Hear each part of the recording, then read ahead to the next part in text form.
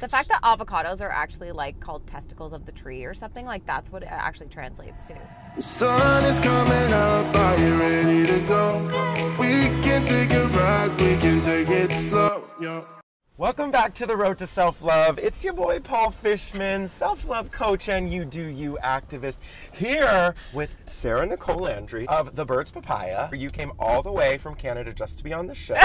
So I'm going to let you honor you and introduce yourself the way that you want to be introduced. For me, I bought into the whole glossy kind of look of what self-love was. Like, if I do all of these things, this is loving my body. But at the very end of the journey, 100 pounds down, I realized that I wasn't happy. In fact, I was more insecure than I've ever been. It was actually so much deeper than that.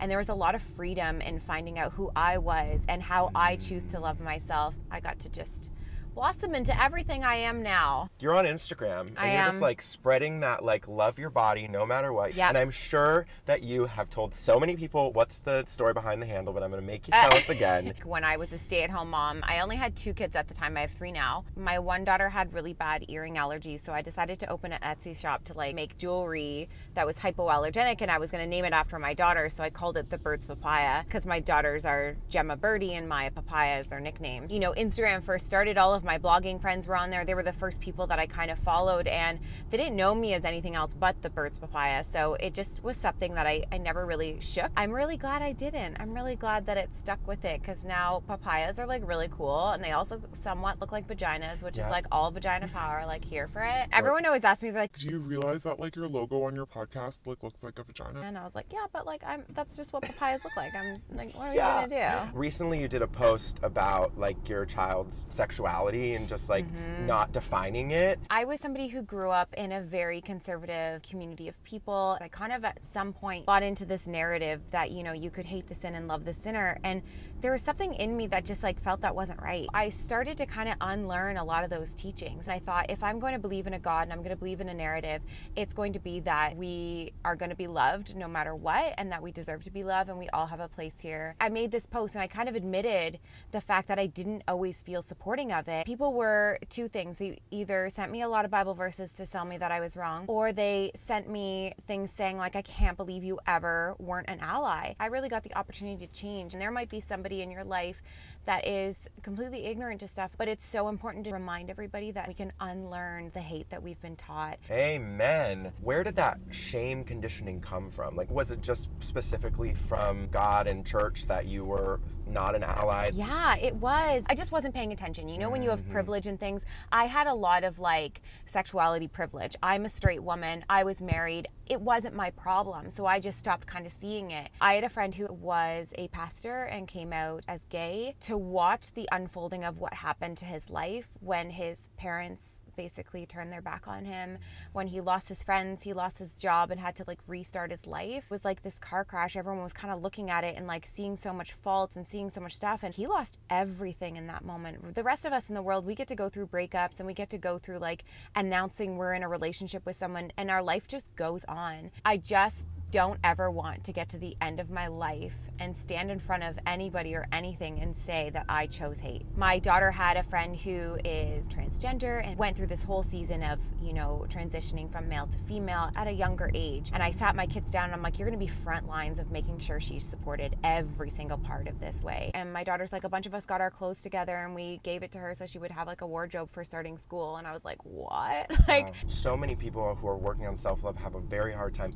looking at themselves and standing up and looking into love. So like, what was that journey for you like? The first step, which a lot of people don't even realize, is not just like suddenly loving yourself. It's just starting to neutralize your thoughts around your body. Starting to neutralize this like idea of our body being so important. I love the saying where people say my body is an instrument, not an ornament. And then suddenly and like almost quietly, you're going in front of the mirror one day and you just realize, I don't remember the last time I had one of those bad thoughts. They went from being 5 times a day down to 3 times a day, down to 1 time a day, down to once a week. When you start choosing the positive side of things, you can start to speak into yourself and shut down the negative narratives as fast as possible. Oh my goodness, this is so powerful, and I'm so grateful for you because so many people need to hear this message. So I think now's the perfect time for our first road trip game of the day. Oh my gosh, this is what we're gonna do. So we're going to take celebrities and we're going to give them a screen name like yours. So like an animal and a fruit or a vegetable. Okay, and then I want to know why. I'm into it. Let's just start with Brad Pitt. Brad Pitt, I feel like, is a gazelle pineapple. I really just went for blonde there.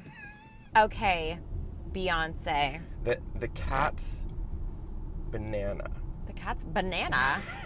That's a Gwen Stefani name. So, Katy Perry. She would be a cat, though. That's the cat's Cherry. Oh, the cat's Cherry.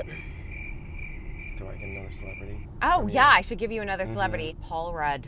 The donkey's zucchini. Because, you know, he's kind of like has made his life out of kind of being like this funny little ass. And that's like zucchini is just kind of like a vegetable that's always there. Well, yeah, I keep on choosing these phallic things, but it's really just like, for me, a zucchini is like always there, like you always throw it into the mix. How about Anne Hathaway? A dear peach.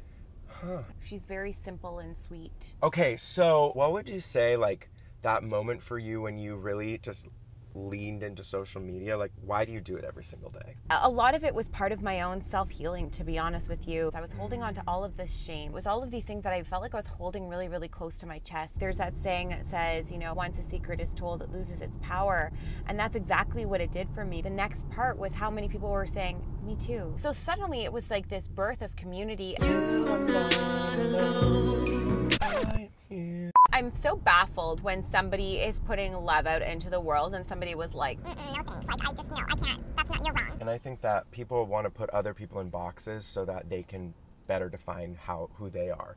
What's next for you? You know, you've started doing like keynote speaking. I have. Like, how cool is that? All my report cards as a kid saying I talk too much, I'm like, it is paying off. It's so fun because it gets me in front of people and gets back to like the real reason I do what I do, which is like human connection. That's cool that you have like this ability to be open with what is happening in your life and just open. And so what's the best mistake you've ever made? I'm gonna say having kids with my ex. I feel like the whole thing was a bit of a mess, but I got like the 3 best gifts out of it. That's a good one. Well, it's time for our next road trip game. Okay. Okay. We are going to play Fuck, Marry, Kill, stretch marks, your hips, and cellulite. So to say that, okay, fuck my stretch marks. Okay. I don't know why, I just like love them now. Marry my hips, and I guess kill cellulite, because honestly, it's on the back of me, so I never get to see it anyways. What does self-love mean to you? Self-love from me is just like actually leaning into whatever it is that's making me happy. I'm doing me, and I'm really paying attention to who that is and knowing that that might change a million times in my life. Are there any last thoughts that you have? Don't miss out on being you and showing up and making memories that are going to be the things that you care about. It's a beautiful perspective by being 225 pounds down to 114 pounds in a size 0 and recognizing that me being smaller doesn't mean me being happy. Where can everyone find you? Find me at The Birds Papaya on Instagram. That's like my wheelhouse. That's my jam. That's going to be where you'll find everything else, from the podcast to the blog or anything in between. So yeah, come be my friend. Yes, well, Sarah, thank you so much for joining me on the show. Please like and subscribe to the show if you enjoy it. A review is always greatly appreciated, and we will see you next time on the road to self-love. Bye. Bye.